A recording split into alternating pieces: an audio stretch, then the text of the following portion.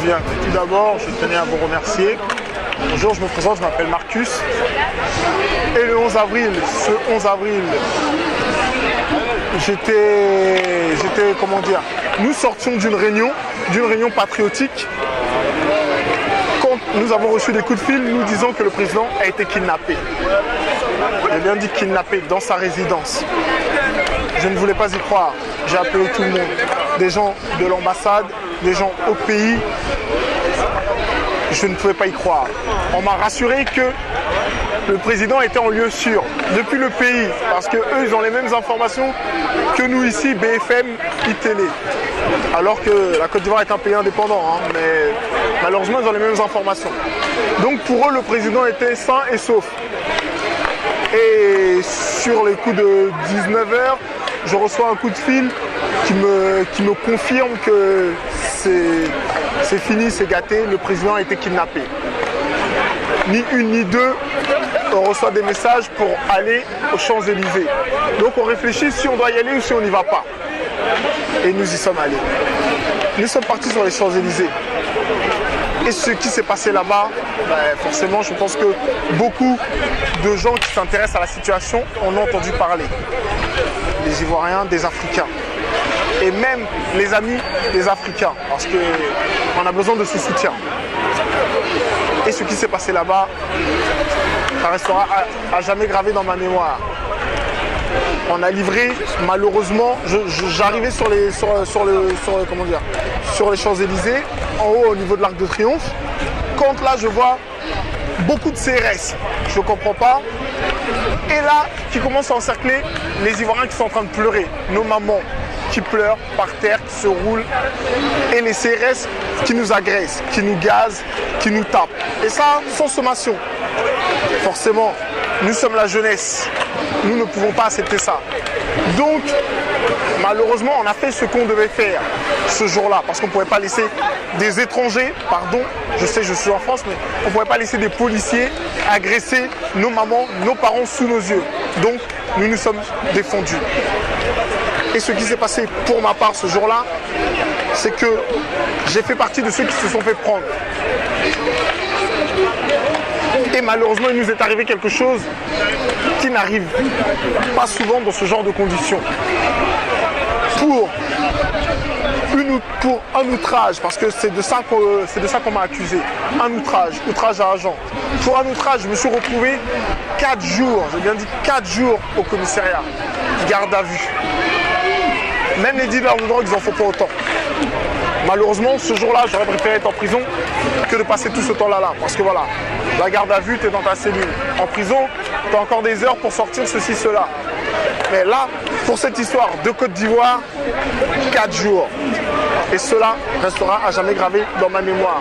Parce que quand nous sommes sortis de là, malheureusement, forcément, après 4 jours, il faut bien qu'il y ait quelque chose. Donc nous sommes partis au tribunal. Et parmi nous, nous avons été condamnés, voilà, beaucoup, injustement, malheureusement, pour des faits que nous n'avions pas commis. Et de mémoire, parmi nous, entre nous, en fait, toutes les sentences accumulées, on en avait pour 5 000 € d'indemnisation, 2 ans d'interdiction à chacun, d'interdiction de quitter le territoire, des 5 ans de mise à l'épreuve et de la prison avec sursis. C'est pour ça qu'aujourd'hui, la plupart des gens qui étaient avec moi ce jour-là au tribunal et dans cette garde à vue du 11 avril ne sont plus là aujourd'hui. Mais malgré tout, aujourd'hui, il y en a quelques-uns qui sont venus. On en a vu un tout à l'heure dont je tairai son nom parce qu'aujourd'hui, la Côte d'Ivoire est sur le chemin de la liberté. 2 ans et 6 mois. Qu'est-ce que j'ai envie de dire aux Ivoiriens? Les Ivoiriens. Moi, malheureusement, je dis bien malheureusement, je me répète souvent, mais voilà. Malheureusement, je suis ici. Et aujourd'hui, ce qui se passe dans mon pays ne me correspond pas. Je vais vous parler comme si vous étiez là avec moi. Les gars, c'est à vous que je m'adresse. Garçons, filles, les parents, les mamans. Aujourd'hui, notre pays est sous occupation. Comme hier pour la France en 39-45. Aujourd'hui, notre pays est sous occupation par les mêmes gens que nous sommes venus aider à cette époque-là, 39-45. Et aujourd'hui, nous ne faisons rien. Nous attendons quoi? J'ai vraiment envie de leur passer un message fort. Aujourd'hui, je suis là. Et pour ma part, je fais ce que je peux faire sur le territoire français. Maintenant, nous avons tous une partition à jouer. Moi, pour ma part, toujours, je joue ma partition. Maintenant, vous, qu'est-ce que vous attendez? J'ai bien dit, qu'est-ce que vous attendez? Vous attendez que l'armée de l'Éternel vienne faire votre combat? Chers amis, malheureusement, si c'est ça, abandonnez. Abandonnez. Parce qu'on le voit, au Congo, ils prient comme vous. Ce sont des religieuses que vous voulez, mais ils souffrent. Dans toute l'Afrique, nous croyons en quelqu'un, malheureusement, on souffre. Aujourd'hui, qu'est-ce qu'on attend? Que quelqu'un vienne faire le combat à notre place? Vous pensez que l'État français nous donnera notre indépendance? Chers amis, enlevez-vous ça de la tête. Enlevez-vous ça de la tête, je vous le dis bien.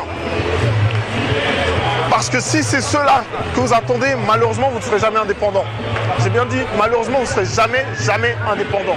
Aujourd'hui, nous sommes là pour faire parler de vous. J'ai bien dit pour faire parler de vous, parce que nous, ici en France, on pourrait très bien se contenter de ce que nous avons. On profite du soleil, il y a de la musique, ceci, cela. Mais non, mon pays a été pris. Et je pense que je suis aussi ivoirien que vous. Malheureusement, comme je l'ai dit depuis tout à l'heure, je suis ici. Donc, chers amis, réveillez-vous. Faites ce que vous avez à faire pour enfin être libre. Être libre et indépendant et profiter de vos richesses. Parce qu'aujourd'hui, c'est ceux qui ont mis la Côte d'Ivoire dans cet état qui en profitent. Moi aussi, demain, j'ai envie de pouvoir retourner dans mon pays et profiter et jouir de mes richesses. Donc, les amis, en tout cas, j'espère que vous m'avez entendu.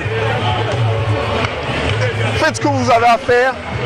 Et comme on me l'a dit le premier jour des bombardements, cher ami, c'est le destin de l'homme. Donc, tu as ton destin en main.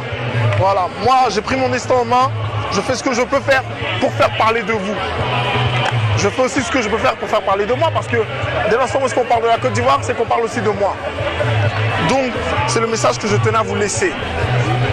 En tout cas, nous comptons sur vous, parce que malheureusement, nous n'allons pas faire ça éternellement. Les exilés ne vont pas rester en exil éternellement.